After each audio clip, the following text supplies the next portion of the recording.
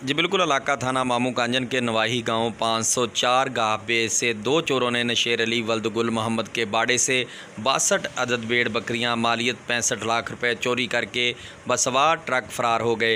Investigation officer हाजी सखावत Ali sub inspector ने हमरा police party technical वसाइल को बरोए कार लाते हुए सराय सिंध पुलिस स्टेशन के इलाका से बरामद कर ली। मुलजमान की शनाख्त गुलाम अब्बास और मकसूद के नाम से हुई। मुलजमान को पकड़कर बंद हवालात कर दिया गया। इंचार्ज इन्वेस्टिगेशन हाजी सखावत अली को बकरियां बरामद करके पुलिस स्टेशन पहुंचने पर अहले देहात ने ढोल की ताब पर ज़बरदस्त रक्स के साथ फूलों की पत्तियां निछावर करते हुए इस्तकबाल किया और पुलिस थाना मामू कांजन की कारकर्दगी को खराजे तहसीन पेश किया। कैमरामैन टीम के साथ मोहम्मद काशफ नवाज़, न्यूज़ होम टीवी, मामू कांजन।